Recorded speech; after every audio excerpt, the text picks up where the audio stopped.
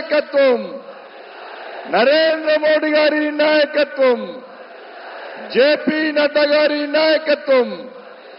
జై శ్రీరామ్. ఎవరొచ్చిరన్నా? ఎవరొచ్చిరన్నా? ఎవరొచ్చిరన్నా? ఎవరొచ్చిరన్నా? ఎక్కడి నుంచి వచ్చినో తెలుసానా? ఎక్కడ పోటీ చేస్తున్నో తెలుసానా? ఎక్కడ మళ్ళీ గెలిచి ప్రధానమంత్రి అవుతున్నో తెలుసానా? కాశీ అన్న. కాశీ అన్న. ఎక్కడక్క? ఎక్కడక్క?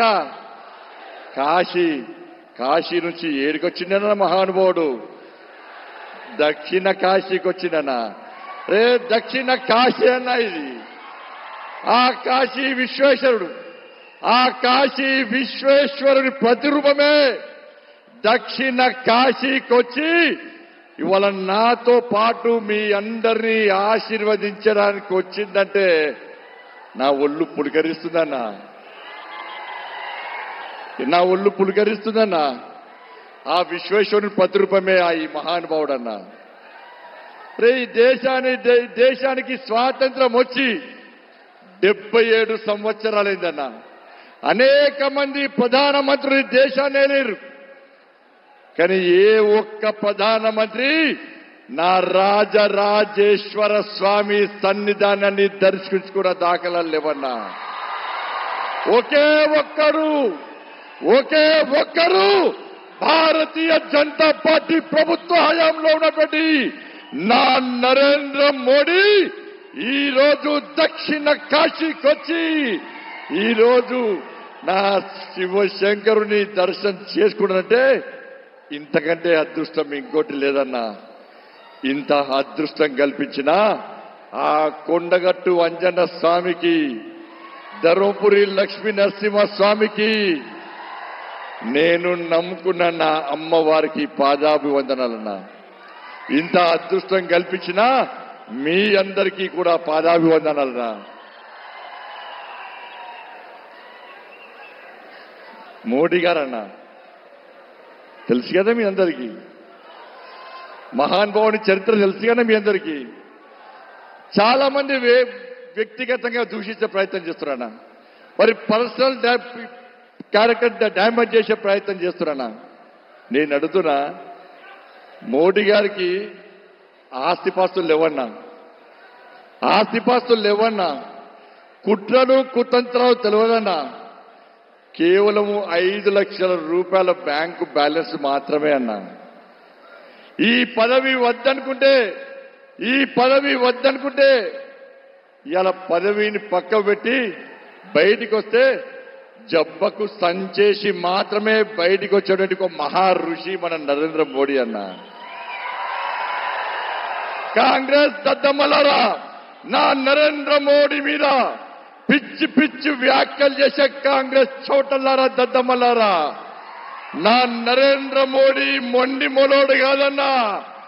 నా నరేంద్ర మోడీ ఈ దేశాన్ని సర్వనాశనం చేసి అవినీతి పాలనతో, కుటుంబ పాలనతో, అవినీతి అక్రమాలతో ఈ దేశాన్ని సర్వనాశనం చేసిన కాంగ్రెస్ పార్టీని మెడలు వంచి బయటికి పంపించిన జగన్మోహన్ నా నరేంద్ర మోడీ అన్న. ఈ దేశంలో 370 ఆర్టికల్ రద్దు చేసి ఏక్ దేశ్ పే దో విధాన్, దో ప్రధాన్, దో నిశాన్ నహీ చలేగా చెప్పి నా శ్యామా ప్రసాద్ ముఖర్జీ బలిదానాన్ని వృధా పోనీయకుండా 370 ఆర్టికల్ రద్దు చేసిన జగన్మోహన్ నా నరేంద్ర మోడీ అన్న. అరే, ముస్లిం మహిళల మనోబలం కాపాడుతూ ముస్లిం మహిళల బతుకులు బాగుపడాలని చెప్పి 3 తలాక్ ను రద్దు చేసిన జగన్మోహన్ నా నరేంద్ర మోడీ అన్న. 500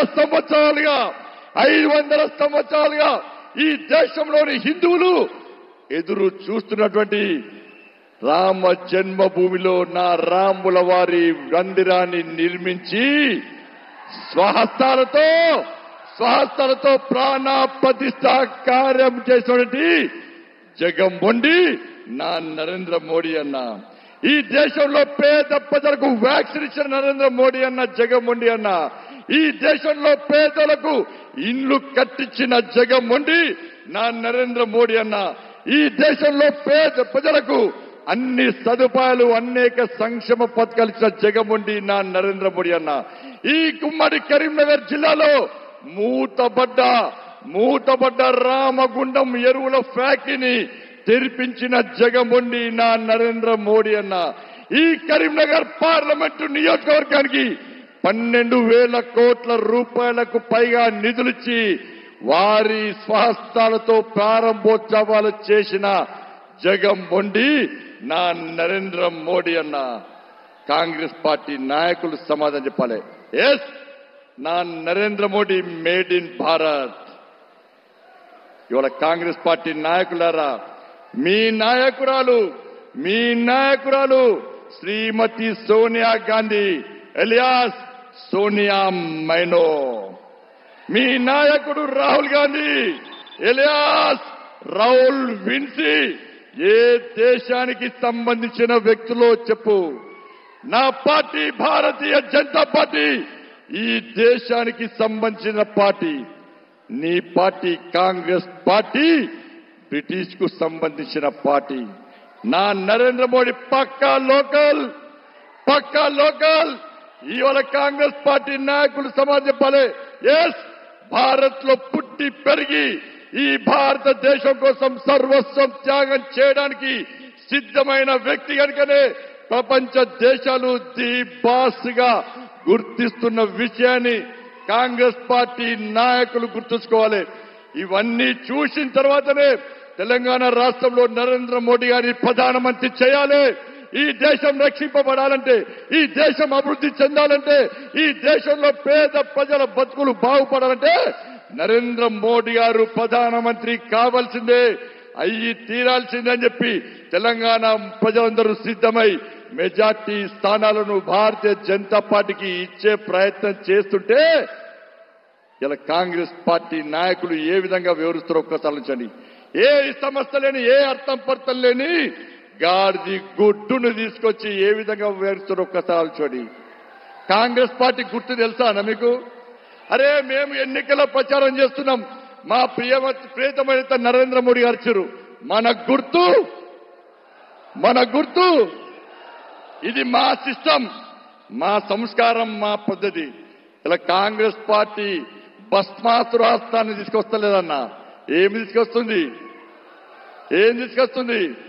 గాడిది గుడ్డు వాళ్ళ గుర్తుని తీసుకొస్తుంది కాంగ్రెస్ పార్టీ. ఇలా గాడిది గుడ్డు దేనికన్నా? నీ ప్రభుత్వమే పెద్ద గాడిది గుడ్డు. మీరు తెలంగాణ ప్రజలకు ఇచ్చింది గాడిది గుడ్డు. 2,500 రూపాయలు ఇస్తా అని చెప్పి ఇవ్వకుండా తెలంగాణలో మహిళలకు ఇచ్చింది గాడిది గుడ్డు. 4,000 రూపాయల ఆసరా పెన్షన్ ఇస్తాను ఇవ్వకుండా మాకిచ్చింది గాడిది గుడ్డు. మహిళలకు తులం బంగారం ఇస్తాను ఇవ్వకుండా మోసం చేసి మాకిచ్చింది గాడిది గుడ్డు. 15,000 రూపాయలు కౌలు రైతులకు ఇస్తాను ఇవ్వకుండా మా చేతికిచ్చింది గాడిది గుడ్డు. 500 రూపాయల బోనస్ తో పాటు ఎలాంటి కటింగ్స్ లేకుండా పంట కొంటా అని చెప్పి మోసం చేసి మా చేతికిచ్చింది గాడిది గుడ్డు. రైతులకు రుణమాఫీ చేస్తా అని చెప్పి మోసం చేసి మా చేతికిచ్చింది గాడిది గుడ్డు. ఈ తెలంగాణ రాష్ట్రంలో ఫీజు రియంబర్స్మెంట్ బకాయిలు చెల్లించకుండా మోసం చేసి మా చేతికిచ్చింది గాడిది గుడ్డు. ఆరోగ్యశ్రీ బకాయిలు చెల్లించకుండా మా చేతికిచ్చింది కాంగ్రెస్ పార్టీ గాడిది గుడ్డు. అందుకే సోదరులారా, 6 గ్యారంటీల కోసం మీరందరూ కాంగ్రెస్ పార్టీకి ఓటేశారు.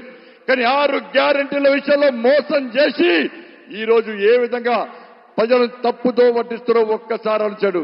మా నరేంద్ర మోడీ 6 అడుగుల బుల్లెట్ అన్నా. కాంగ్రెస్ పార్టీ 6 గ్యారంటీలతో మోసం చేసిన దొంగల బ్యాచ్ అన్నా. 6 గ్యారంటీతో మోసం చేసిన దొంగల బ్యాచ్ కాంగ్రెస్ పార్టీగా ఉన్నా, 6 బుల్లెట్ల నరేంద్ర మోడీ గారిగా ఉన్నా. ఒక్కసారి ఆలోచించండి. మా నినాదం హై రామ్. అంటే హెచ్ అంటే హైవేస్, ఐ అంటే ఇంటర్నెట్, ఆర్ అంటే రైల్వేస్, ఏ అంటే ఎయిర్వేస్, ఎం అంటే మోరల్ సపోర్ట్. మా కుటుంబానికి పెద్ద. చివరగా ఒక్కసారి చెప్పి ముగిస్తున్నా. నరేంద్ర మోడీ గారు ఏ విజయమైనా వాళ్ళ తల్లి ఆశీర్వాదంతో బయటికి వస్తారన్నా, ఏ ప్రచారమైనా వాళ్ళ తల్లి ఆశీర్వాదంతో బయటికి వస్తాడన్నా. కానీ మొట్టమొదటిసారి వాళ్ళ తల్లి గారు లేకున్నా ఈ రోజు బయటికి వచ్చిందన్నా. మనం ఒక్కసారి వారికి భరోసా ఇవ్వాలన్నా. ఎస్, మోడీ గారు మీ వెనుక మేమున్నాం. ఆ తల్లిని మేం దస్తాం. ఆ తల్లి రూపంలో మేమందరం మీ కుటుంబ సభ్యులం, మీ కండగా మేముంటామని చెప్పి ఒక్కసారి కరతాళ ధ్వనితో మోడీ నినాదంతో ఒక్కసారి వారికి స్వాగతం పలకండి అన్న. జై మోడీ, జై మోడీ, జై మోడీ. భారత్ మాతా की జై. జై శ్రీరామ్. మన ప్రియతమ ప్రధానమంత్రి రాజరాజేశ్వర స్వామి ఆశీర్వాదం తీసుకొని భారతమాత కోసం అహర్నిశలో 18 గంటలు పనిచేస్తున్న విషయం మనకు తెలిసిందే.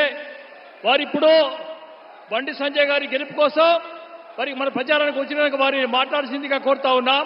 వారిని ట్రాన్స్లేట్ చేయాల్సిందిగా డాక్టర్ లక్ష్మణ్ గారిని కోరుతా ఉన్నాం.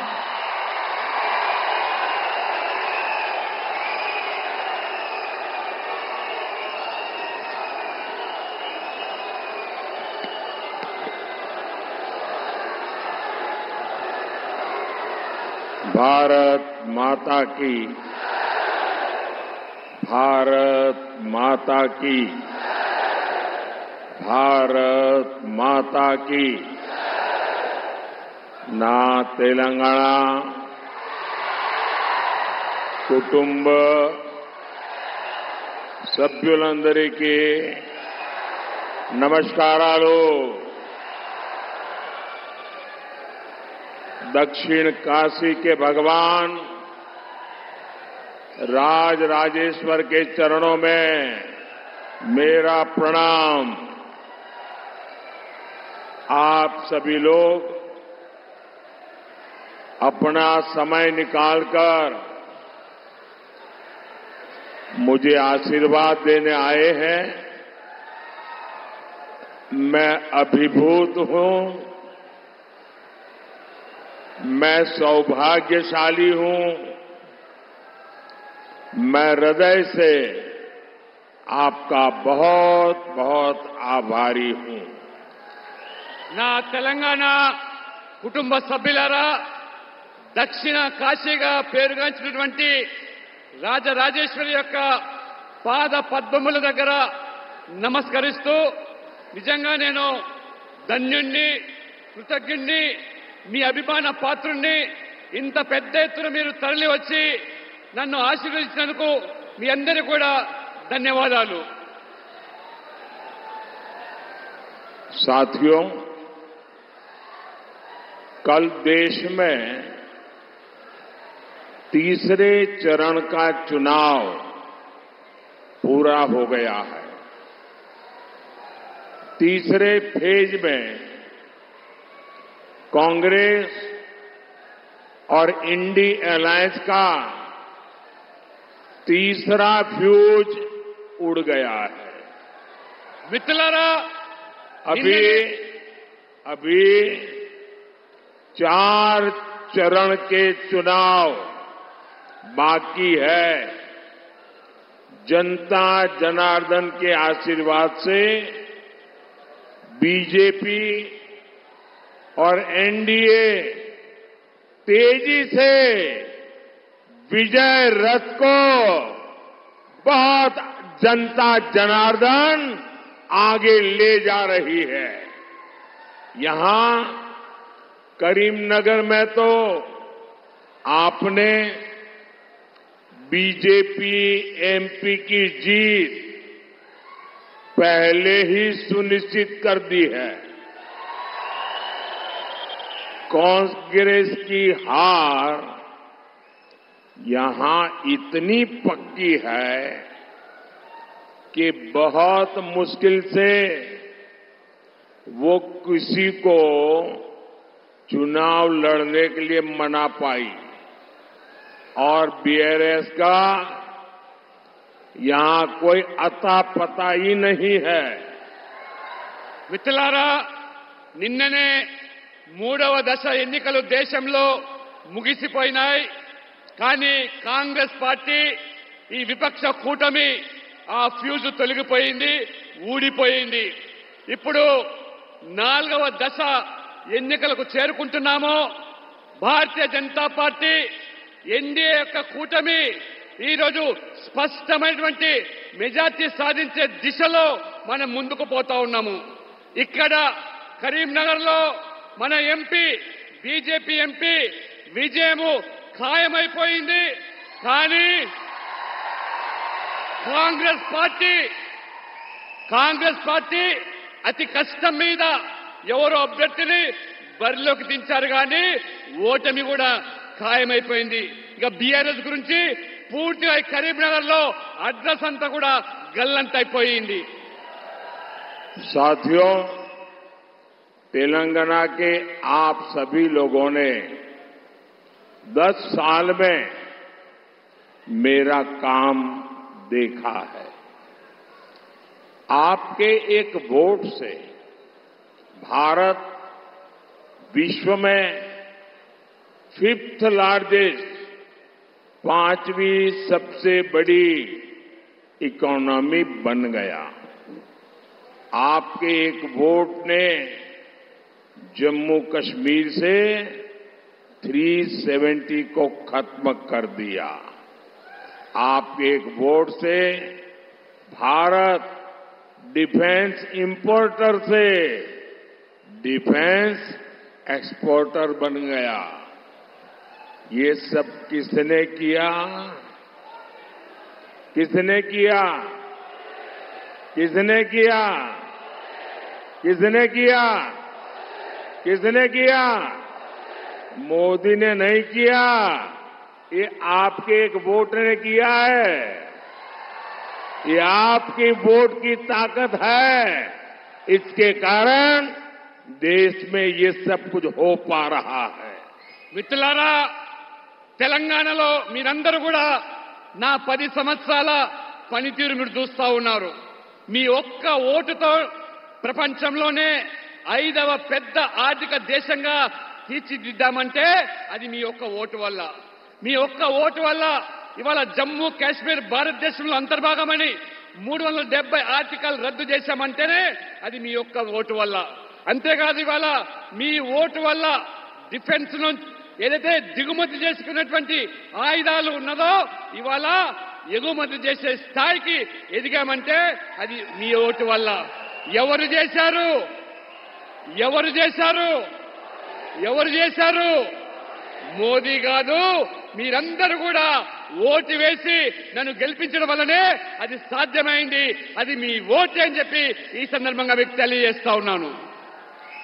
साथियों, मैंने बहुत साल तक गुजरात में काम किया।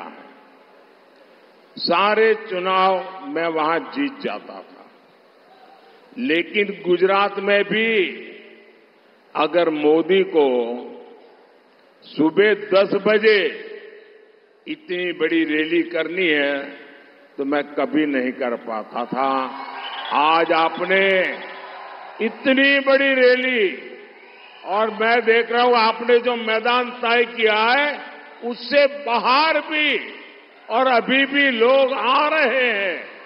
सुबह 10 बजे इतनी बड़ी रैली मैं गुजरात में भी नहीं कर सकता हूं। मैं आपको 100 सलाम करता हूं। आपने इतना बड़ा प्यार और आशीर्वाद दिया है। మిత్రులారా, నేను గుజరాత్ లో 3 సార్లు ముఖ్యమంత్రిగా పనిచేశాను. గుజరాత్ తో నాకున్న అనుబంధం మీ అందరికీ తెలిసిందే. కానీ ఇవాళ నేను చూస్తా ఉంటే ఆశ్చర్యం కలుగుతా ఉన్నది.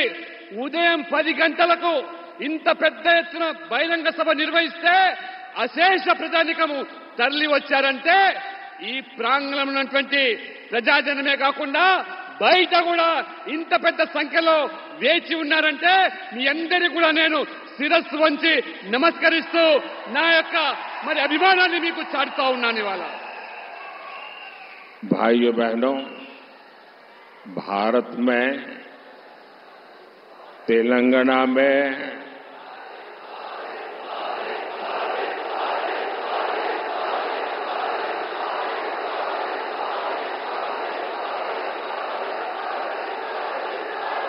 साथियों, चाहे भारत की बात हो, चाहे तेलंगाना की बात हो, हमारे देश में सामर्थ्य की कभी कमी नहीं रही। लेकिन कांग्रेस सरकारों ने इतने वर्षों तक एक ही काम किया। आप मुझे बताइए, कांग्रेस ने देश के हर सामर्थ्य को तबाह किया कि नहीं किया? कांग्रेस ने देश की अर्थव्यवस्था को तबाह किया कि नहीं किया? एग्रीकल्चर और टेक्सटाइल जैसे सेक्टर, ये सदियों से भारत की ताकत थी, कांग्रेस ने उन्हें भी तबाह कर दिया। इसकी सबसे बड़ी वजह है कांग्रेस ही देश में समस्याओं की सबसे बड़ी जननी है। మిత్రులారా, కాంగ్రెస్ మనం చూస్తున్నాము, దేశంలో ఎంతో సమర్థత ఉన్నా తెలంగాణలో కూడా ఇక్కడ ప్రజలకు అనేక రంగాల్లో కూడా సమర్థత ఉన్నా మరి ఈ కాంగ్రెస్ పార్టీ మరి ఈ సమర్థత ఉన్నటువంటి ఈ యొక్క వ్యవసాయ రంగాన్ని కానివ్వండి, ఆర్థిక రంగాన్ని కానివ్వండి, ఏ రకంగా అణిచివేసి కేవలం ఒక సమస్యల వలయంగా మార్చినటువంటి పార్టీ ఏదైనా ఉందంటే అది కాంగ్రెస్ పార్టీ మాత్రమే అని చెప్పి నేను తెలియజేస్తా ఉన్నాను। भाइयों बहनों, पिछले 10 वर्षों में एनडीए ने हर सेक्टर को, भाजपा और एनडीए ने हर सेक्टर को आगे बढ़ाने का काम किया है। हम फार्मिंग सेक्टर को मॉडर्नाइज कर रहे हैं। हमारा जो खेती है, किसानी है, हमारा जो रायतू बंधु है, नेचुरल फार्मिंग, नैनो यूरिया और ड्रोन को प्रमोट कर रहे हैं। आज किसान को किसान सम्मान निधि मिल रही है, किसानों को फसल बीमा योजना का लाभ मिल रहा है। हमारी सरकार देश में टेक्सटाइल पार्क्स बना रही है। आज कौशल विकास से लेकर आर्थिक सहायता तक हर स्तर पर भाजपा सरकार आपके साथ खड़ी है।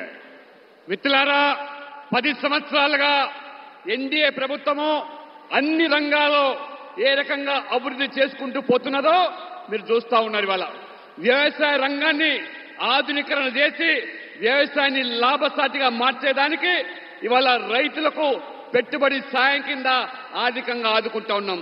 దాంతోపాటు ఇవాళ నానో యూరియా కానివ్వండి, లేదా ఇవాళ కిసాన్ సమ్మాన్ నిధి పేరు మీద కానివ్వండి, లేదా ఇవాళ ఫసల్ బీమా పేరు మీద రైతులను ఆదుకునేటువంటి ఇవాళ కార్యక్రమాలు చేపడుతున్నాం।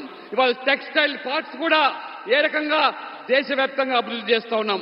ప్రతి ఇంటిలో కూడా ఒక నైపుణ్యత ఉన్నటువంటి వ్యక్తులను ఆ స్కిల్ డెవలప్మెంట్ తర్వాత వాళ్ళను ఏ రకంగా తయారు చేసి ప్రతి ఇంటికి కూడా ఈ యొక్క ప్రభుత్వం యొక్క పథకాలు చేరవేస్తా ఉన్నాము।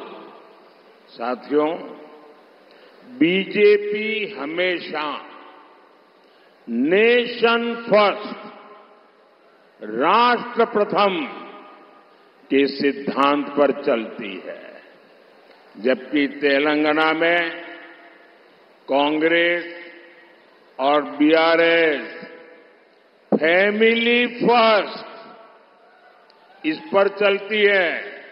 ये लोग ऐसे हैं, इनकी पॉलिटिकल पार्टी ऐसी है, by the family, for the family, of the family, यही इनका खेल है। कांग्रेस और बीआरएस में कोई अंतर नहीं है। ये एक ही चट्टे बट्टे के लोग हैं, वो एक ही सिक्के की बाजू है। कांग्रेस और बीआरएस को कौन जोड़ता है? कांग्रेस और बीआरएस को करप्शन जोड़ता है, करप्शन।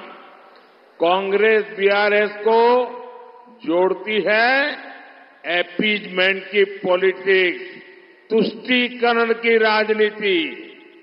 कांग्रेस और बीआरएस को जोड़ती है इनका जीरो गवर्नेंस का मॉडल।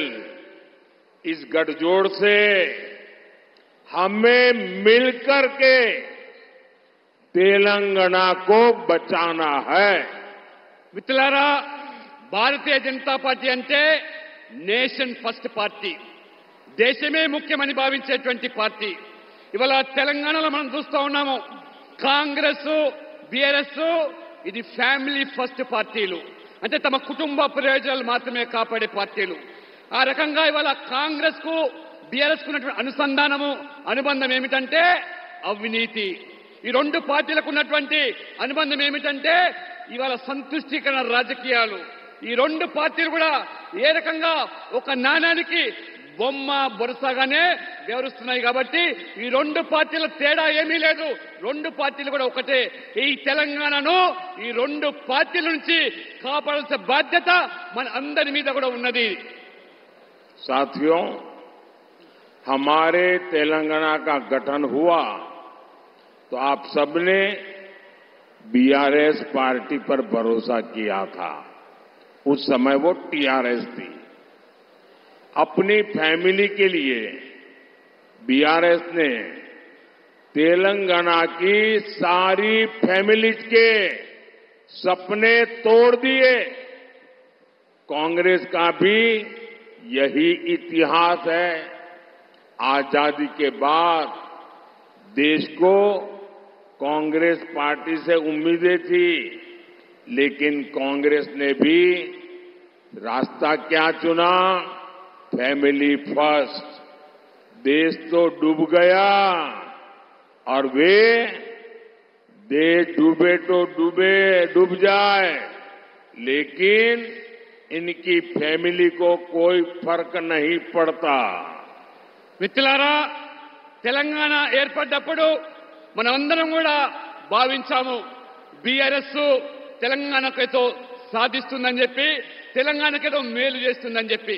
కానీ తీరా చూస్తే ఈ బీఆర్ఎస్ పార్టీ ఆ యొక్క కుటుంబం కోసం, మన తెలంగాణ ప్రజల కుటుంబాలన్నీ కూడా ఏ రకంగా పణంగా పెట్టి ఆ కుటుంబ ప్రయోజనాల కోసమే పాటుపడ్డదో ఈ 10 సంవత్సరాల అనుభవంతో మనం ఇవాళ ఆవేదన వ్యక్తం చేస్తున్నాం.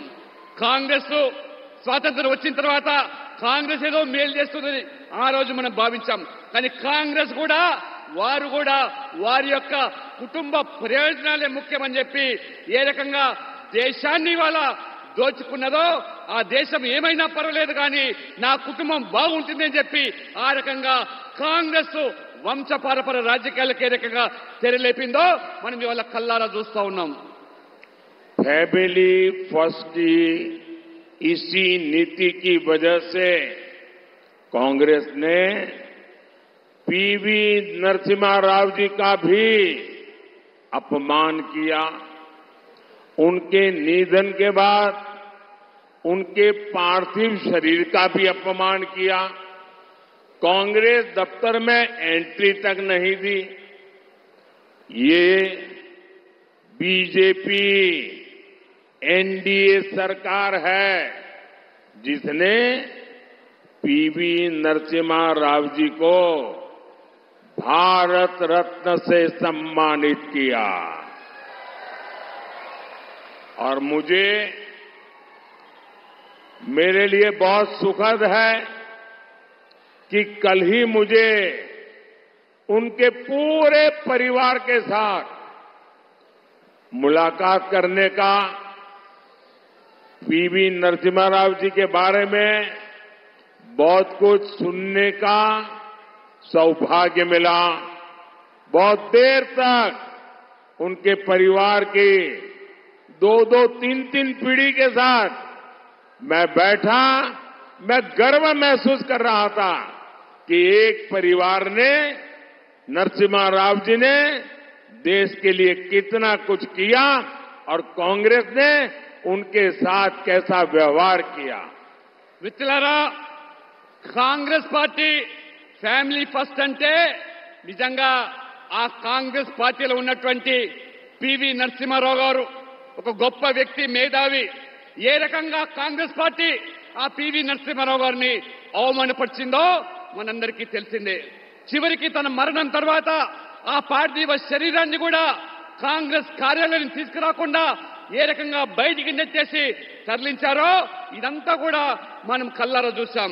ఆ రకంగా ఆ అవమానాలకు కాంగ్రెస్ పార్టీ పివి నరసింహారావును గురి చేస్తే భారతీయ జనతా పార్టీ ఎన్డీఏ ప్రభుత్వము వారిని, పివి నరసింహారావు గారిని ఏ రకంగా భారత రత్న అవార్డు ఇచ్చి గౌరవించామో అది మన యొక్క సంస్కృతి. ఆ రకంగా మరి నిన్న వారి యొక్క కుటుంబ సభ్యులను హైదరాబాద్ లో 3 తరాల ఆ కుటుంబ సభ్యులను కలిసే అవకాశం వచ్చినప్పుడు పివి నరసింహారావు గురించి, వారి చరిత్ర గురించి, వారి ఖ్యాతి గురించి అనేకమైనటువంటి అనుభవాలు పంచుకోవడము నిజంగా నాకు చాలా సంతోషదాయకంగా ఉన్నది. साथियों, ये करप्शन एक ऐसी फेविकोल है जो कांग्रेस और बीआरएस का कॉमन कैरेक्टर है। ये दोनों एक दूसरे पर भ्रष्टाचार के आरोप लगाते हैं, लेकिन बैकडोर से दोनों ही एक ही करप्शन सिंडिकेट का हिस्सा है। आप मुझे बताइए, बीआरएस वाले कांग्रेस पर कैश फॉर वोट का आरोप लगाते थे ना, लेकिन जब तक वो सत्ता में रहे कभी जांच करवाई क्या? कांग्रेस विपक्ष में थी तो बीआरएस पर कालेश्वरम घोटाले का आरोप लगाती थी या नहीं लगाती थी? ये आए दिन हंगामा भी करते थे, लेकिन इतने दिन से तेलंगाना में कांग्रेस सरकार है, इन्होंने कालेश्वरम घोटाले की कोई जांच अभी तक नहीं करवाई, क्योंकि दोनों एक ही करप्शन सिंडिकेट का हिस्सा है। మిత్రులారా, కాంగ్రెస్ బీఆర్ఎస్ ఈ అవినీతిలో, కుంభకోణంలో ఏమాత్రం కూడా ఇద్దరిలో తేడా లేదు. ఆ రోజు మరి కాంగ్రెస్ పార్టీ ప్రతిపక్షంలో ఉన్నప్పుడు ఏ రకంగా బీఆర్ఎస్ యొక్క అవినీతి గురించి మాట్లాడారు, అదే రకంగా మరి బీఆర్ఎస్ పార్టీ ఆనాడు ఓట్ ఫర్ నోట్ కేసులో కాంగ్రెస్ నాయకులు చిక్కిన తర్వాత మళ్ళీ ఇప్పటి వరకు కూడా దాని మీద విచారణ లేదు, దర్యాప్తు లేదు. కానీ ఒకరినొకరు కాపాడుకునే ప్రయత్నం. ఈ రోజు మరి కాంగ్రెస్ పార్టీ ప్రతిపక్షంలో ఉన్నప్పుడు కాళేశ్వరం అవినీతి గురించి, కాళేశ్వరం కుంభకోణం గురించి రోజు మాట్లాడిన వీరు ఇవాళ విచారణ జరపకుండా, దర్యాప్తులు జరపకుండా ఏ రకంగా ఒకరిని ఒకరు కాపాడుకునే ప్రయత్నం చేస్తున్నారో, ఇద్దరు కూడా తోడు దొంగలే ఈ అవినీతిలో, ఇద్దరు కూడా సిండికేట్ సభ్యులే అని చెప్పి కూడా ఈ సందర్భంగా నేను మీకు తెలియజేస్తా ఉన్నాను. साथियों, इन दिनों तेलंगाना से लेकर दिल्ली तक डबल आर टैक्स की बहुत चर्चा हो रही है। ये डबल आर टैक्स माने आज तो तेलंगाना का बच्चा बच्चा जानता है। इसके पहले तेलुगु भाषा में RRR फिल्म आई थी। मुझे लोगों ने बताया कि डबल आर ने मिलकर के कलेक्शन में ट्रिपल आर को भी पीछे छोड़ दिया है। आप जानते हैं ना ट्रिपल आर का कितना कलेक्शन था? कहते हैं 1000 करोड़ से ज्यादा लाइफ टाइम कलेक्शन। कहने वाले कहते हैं इतना तो डबल आर टैक्स का सिर्फ कुछ दिन का कलेक्शन होता है। ऐसी लूट मचा रखी है इन्होंने। మిత్రులారా, తెలంగాణలో ఈ మధ్యలో డబుల్ ఆర్ ట్యాక్స్ గురించి బాగా చర్చ జరుగుతూ ఉన్నది. అసలు ఈ డబుల్ ఆర్ ట్యాక్స్ ఏంటిదనేది అనేక మంది తమ యొక్క అనుమానాలు వ్యక్తం చేస్తూ ఉన్నారు. మన తెలుగులో ఒక సినిమా త్రిబుల్ ఆర్ పేరు మీద వచ్చిన సినిమా మీ అందరికీ తెలిసిందే. రికార్డు స్థాయిలో కలెక్షన్ సాధించింది ఆ త్రిబుల్ ఆర్ సినిమా. ఆ త్రిబుల్ ఆర్ సినిమా ఆడినన్ని రోజులు కూడా మొత్తం అంతా కలిపితే 1000 కోట్లు కలెక్షన్ వచ్చిందని చెప్పి మనకు తెలుస్తా ఉన్నది. కానీ వాళ్ళ డబుల్ ఆర్ ట్యాక్స్ అవుతుందో ఈ ప్రభుత్వం డబుల్ ఆర్ ట్యాక్స్ ఆ 1000 కోట్ల కలెక్షన్ కూడా మించిపోయింది కేవలం 3-4 మాసాల్లో. అంటే ఎంత గనులో ఈ అవినీతిలో ఒక్కసారి తెలంగాణ ప్రజలు తెలుసుకోవాల్సింది నేను కోరుతా ఉన్నాను. ये डबल आर एक आर तेलंगाना को लूटता है और लूट करके दिल्ली में दूसरे आर को देता है। ये डबल आर का खेल तेलंगाना को देखते ही देखते तबाह कर देगा। మిత్రులారా, ఈ డబుల్ ఆర్ ఏదైతే ఉన్నదో ఇది ఈ తెలంగాణకు సంబంధించిన ఒక ఆరు మొత్తం ఈ యొక్క ప్రజల నుంచి పీడించి పట్టి ఢిల్లీకి పంపిస్తున్నారు. ఏ రకంగా ఢిల్లీకి కప్పం కడుతూ ఉన్నారు. కాబట్టి ఈ పీడ నుంచి విముక్తి చేయాల్సింది బాధ్యత మనందరి మీద ఉన్నది. ఈ డబుల్ ఆర్ నుంచి విముక్తి కావాల్సిన అవసరం ఉన్నది తెలంగాణ ప్రజలకు. साथियों, आपने देखा होगा ये कांग्रेस के शहजादे पिछले 5 साल से सुबह उठते ही माला जपना शुरू करते थे। जब से उनका राफेल वाला मामला ग्राउंडेड हो गया तब से उन्होंने एक नई माला जपना शुरू किया। 5 साल से एक ही माला जपते थे। 5 उद्योगपति, 5 उद्योगपति, 5 उद्योगपति। फिर धीरे धीरे कहने लगे अंबानी अडानी, अंबानी अडानी, अंबानी अडानी। 5 साल से। लेकिन जब से चुनाव घोषित हुआ है इन्होंने अंबानी अडानी को गाली देना बंद कर दिया। मैं आज तेलंगाना की धरती से पूछना चाहता हूं, जरा ये शहजादे घोषित करें कि चुनाव में ये अंबानी अडानी से कितना माल उठाया है, काले धन के कितने बोरे भर करके रुपये मारे हैं, क्या टेम्पो भर करके नोटे कांग्रेस के लिए पहुंची है, क्या सौदा हुआ है। आपने रातों रात अंबानी अडानी इनको गाली देना बंद कर दिया। जरूर दाल में कुछ काला है।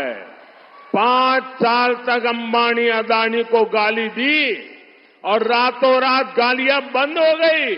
मतलब कोई न कोई चोरी का माल टेम्पो भर भर करके आपने पाया है। మిత్రులారా, ये जवाब देना पड़ेगा देश को। మిత్రులారా, ఈ యువరాజు మీ అందరికీ తెలుసు యువరాజు ఎవరు. గత 5 సంవత్సరాలుగా ఒకటే కొంగ జపము, దొంగ జపము. పారిశ్రామికవేత్తలు అంబానీ అదానీ పేరు మీద పొద్దున్న లేస్తే వాళ్ళ మీద విమర్శలు, వాళ్ళ మీద ఏ రకంగా మరి దాడులు చేశారో మీరందరూ గమనించాలి. ఉన్న పలంగా ఎన్నికల ప్రకటన రాగానే ఇవాళ అంబానీ అదాని మీద విమర్శలు లేవు, అంబానీ గురించి మాట్లాడతలేరు, అదాని గురించి మాట్లాడలేదు. ఏమి మతలబు జరిగింది, ఏ ఇద్దరి మధ్యలో ఏమి వాళ్లకు లావాదేవీలు జరిగినాయో తెలంగాణ ప్రజలు అర్థం చేసుకోవాలి. ఆ నల్లధనాన్ని ఇవాళ ఏ రకంగా కాంగ్రెస్ పార్టీ పోగు చేసుకుంటున్నదో, ఇవాళ టెంపోల నిండా డబ్బులు పోగు చేసుకొని కాంగ్రెస్ చేరిందా అనేటువంటి అనుమానాలు వ్యక్తమవుతున్నాయి. కాబట్టి ఇవాళ తెలంగాణ ప్రజలు గమనించాలి. ఏ బెదిరింపులకు పాల్పడి ఏ యొక్క మరి ధనాన్ని కూడగట్టుకోవడానికి వీళ్ళ యొక్క ఆకృత్యాలు కొనసాగుతున్నాయో కాంగ్రెస్ పార్టీవి ఒక్కసారి మీరందరూ కూడా అర్థం చేసుకోవాల్సిందిగా కోరుతా ఉన్నాను. साथियों, कांग्रेस और बीआरएस के बीच जो अपीजमेंट का बॉन्ड है वो बहुत मजबूत है.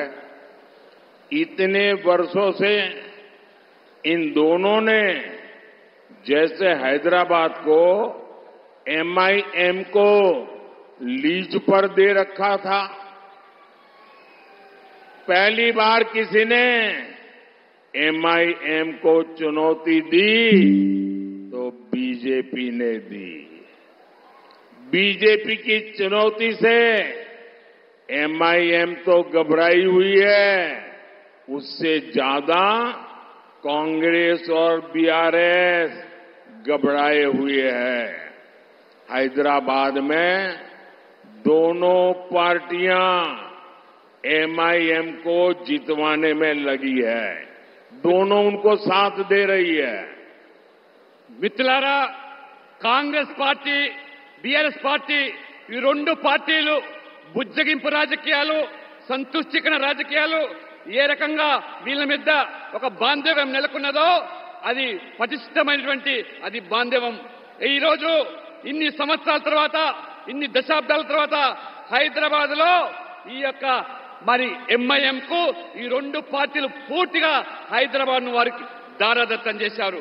మొదటిసారిగా ఇవాళ ఎంఐఎం కు ఇవాళ కంపరం పుడుతా ఉన్నది, ఎంఐఎం కు ఆందోళన కలుగుతా ఉన్నది. ఇవాళ భారతీయ జనతా పార్టీ హైదరాబాద్ లో ఎంఐఎం కు ధీటైనటువంటి పోటీ ఇవ్వడం వల్ల ఏ రకంగా బీఆర్ఎస్, కాంగ్రెస్ రెండు పార్టీలు కలిసి ఎంఐఎం ను గెలిపించడానికి ఎన్ని పన్నాగాలు పడుతున్నారో, ఎన్ని కుట్రలు పడుతున్నారో ఇవాళ ఎంఐఎం అయితే పూర్తిగా ఇవాళ మళ్ళా చిట్టిపోతా ఉన్నది, పూర్తిగా ఆందోళన వ్యక్తం చేస్తున్నది. దానికి మించి ఇవాళ కాంగ్రెస్, బీఆర్ఎస్ కూడా ఎక్కడ ఎంఐఎం ఓడిపోతాయనేటువంటి బాధను వారు వ్యక్తం చేస్తా ఉన్నారు. साथियों, कांग्रेस पार्टी के तुष्टीकरण की कीमत सबसे ज्यादा एससी, एसटी और बीसी समाज को चुकानी पड़ती. अब कांग्रेस फिर एक बार इस समाज के खिलाफ षड्यंत्र कर रही है. बाबा साहब आंबेडकर ने आरक्षण दिया, आरक्षण का अधिकार दिया, संविधान के तहत दिया. हमारा संविधान भी रिलीजन के आधार पर, संप्रदाय के आधार पर रिजर्वेशन के खिलाफ है. बाबा साहब आंबेडकर भी संप्रदाय के आधार पर रिजर्वेशन के खिलाफ रहे हैं. लेकिन कांग्रेस आपका रिजर्वेशन छीनकर, आप में डाका डालकर, आप में से लूट चलाकर आपको बाबा साहब आंबेडकर ने जो रिजर्वेशन दिया है वो छीनकर अपने वोट बैंक को देना चाहती है. कल ही इंडी एलायंस के एक बड़े चेहरे ने खुलेआम कहा है कि मुसलमानों को रिजर्वेशन देना चाहिए. और वो कहते हैं सिर्फ देना चाहिए था नहीं, पूरा का पूरा देना चाहिए. यानी एससी, एसटी, बीसी समाज को आज जितना रिजर्वेशन मिल रहा है ये छीन करके, पूरी तरह छीन करके मुस्लिमों को देना चाहते हैं। इसलिए ये लोग मादिगा समाज को भी उनका हक दिए जाने के खिलाफ है। మిత్రులారా, కాంగ్రెస్ పార్టీ ఈ సంతుష్టికర రాజకీయాలు ఏ స్థాయికి ఇవాళ వెళ్ళాయంటే, ఇవాళ డాక్టర్ బాబాసాహెబ్ అంబేద్కర్ రాజ్యాంగంలో పొందుపరిచినటువంటి సామాజిక వివక్ష గురైనటువంటి ఎస్సీ, ఎస్టీ, బీసీలకు ఉన్న రిజర్వేషన్లను ఏ రకంగా గండి కొట్టి అవి కేవలము ఓటు బ్యాంకు రాజకీయాల్లో భాగంగా ముస్లింలకే చెందాలని చెప్పి ఇవాళ కాంగ్రెస్ నాయకులు మాట్లాడుతున్నారు.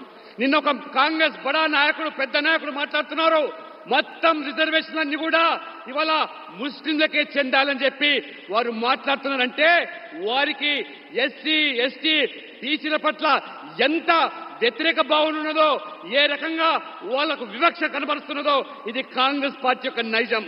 మరి అదే రకంగా ఇవాళ సమాజంలో ఎస్సీ వర్గీకరణలో భాగంగా మాదిగలకు న్యాయం చేయాలని చెప్పి ఇక్కడ మాదిగలు కోరుతా ఉంటే ఇవాళ ఆ మాదిగలకు వ్యతిరేకంగా ఇవాళ కాంగ్రెస్ పార్టీ రిజర్వేషన్లన్నీ కూడా ఇవాళ ముస్లింలకే చెందాలి మాట్లాడుతున్నదంటే ఒక్కసారి మీరు ఆలోచన చేయాలి.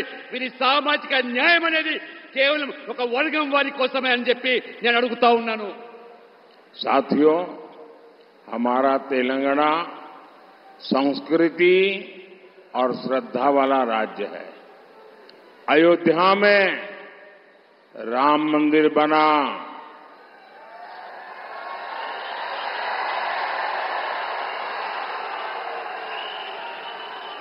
अयोध्या में राम मंदिर बना, उसके स्तंभ और दरवाजे के लिए जो जरूरी चीजें थी वो हमारे तेलंगाना के लोगों ने भेजी है। वो दरवाजे आज मंदिर की शोभा बढ़ा रहे हैं। आज देश का हर व्यक्ति अयोध्या में राम लला की झलक पाना चाहता है, लेकिन कांग्रेस पार्टी के मंसूबे जानते हैं क्या है? आप मुझे बताइए, राम मंदिर बनने से आप लोग खुश है ना? राम मंदिर से आप लोग खुश है ना? आपको आनंद हुआ कि नहीं हुआ? लेकिन कांग्रेस पार्टी दुखी है, कांग्रेस पार्टी गुस्से में है। कांग्रेस पार्टी राम मंदिर में ताला डलवाना चाहती है और ये खुलासा कांग्रेस में शाही परिवार के पूर्व सलाहकार ने किया है। उन्होंने बताया कांग्रेस के साहजादे कोर्ट का फैसला पलटकर राम मंदिर निर्माण रोकने की प्लानिंग कर रहे थे। उन्होंने अपने करीबियों से एक मीटिंग में कहा था कि कांग्रेस सरकार आएगी तो ये कोर्ट का फैसला पलट देंगे। आप मुझे बताइए, कांग्रेस के इन इरादों को जवाब मिलेगा कि नहीं मिलेगा? जोरदार जवाब मिलेगा। कांग्रेस को तेलंगाना में साफ कर देंगे। राम मंदिर की रक्षा करने के लिए क्या तेलंगाना कांग्रेस को साफ करेगी? उन्होंने, उनके साथी ने कहा है कि राम मंदिर का निर्णय उलटने वाले हैं, क्या उलटने देंगे? మిత్రులారా, మన తెలంగాణ ప్రజల యొక్క భక్తి శ్రద్ధలు, విశ్వాసము మొత్తం ఇవాళ దేశం గమనిస్తా ఉన్నది. అయోధ్యలో ఒక భవ్యమైనటువంటి రామ మందిరం నిర్మాణం అయితే ఆ రామ మందిర నిర్మాణానికి, ఆ ఆలయానికి తెలంగాణ నుంచే, మన తెలంగాణ ప్రాంతం నుంచి దానికి తలుపులు పంపించారు. ఆ తలుపులు ఇవాళ ఆ మందిరానికి ఎంత శోభనిస్తున్నాయో ఇది తెలంగాణ భక్తుల వాళ్ళ శ్రద్ధతో ఏర్పాటు చేసిన తలుపులు. ఆ రకంగా మొత్తం ప్రజలందరూ కూడా రామ మందిర నిర్మాణంతో సంతోషాన్ని వ్యక్తం చేస్తూ ఉంటే కాంగ్రెస్ పార్టీ మాత్రము ఈర్ష్య, ద్వేషము, ఆ రకంగా ఈ మందిర నిర్మాణం కాకుండా ఉంటే బాగుండేదని కోర్టు తీర్పుల ద్వారా ఏదైతే భవ్యమైన రామ మందిర నిర్మాణం అయిందో కాంగ్రెస్ అధికారంలోకి వస్తే ఆ కోర్టు తీర్పును కూడా పునర్పరిశీలిస్తామనేటువంటి వ్యాఖ్యలు చేస్తాను అంటే ఆ యొక్క కాంగ్రెస్ యొక్క రాచరికమైనటువంటి వ్యవస్థ, ఆ యువరాజు కుటుంబం ఇవాళ ఏ రకంగా మన భక్తుల యొక్క మనోభావాలు దెబ్బతీసే విధంగా జరుగుతుందో అటువంటి కాంగ్రెస్ పార్టీకి తెలంగాణ ప్రజలు బుద్ధి చెబుదామా లేదా ఒకసారి ఆలోచన చేయండి. బుద్ధి చెబుదామా? కాబట్టి ఈ కాంగ్రెస్ ప్రభుత్వానికి బుద్ధి చెప్పాలంటే తెలంగాణ ప్రజలు ఏకమై ఆ రామ మందిరాన్ని కూడా కాపాడుకోవాల్సిన బాధ్యత మన మీద ఉన్నది. साथियों, आने वाली 13 मई 13 मई कांग्रेस बीआरएस के पापों का हिसाब लेना है. करीमनगर से बंडी संजय कुमार, पेद्दापल्ली से गोमासा श्रीनिवास और आदिलाबाद से गोडम नागेश, ये मेरे 3 साथी, आप इनको जिताकर दिल्ली में मेरी मदद कीजिए.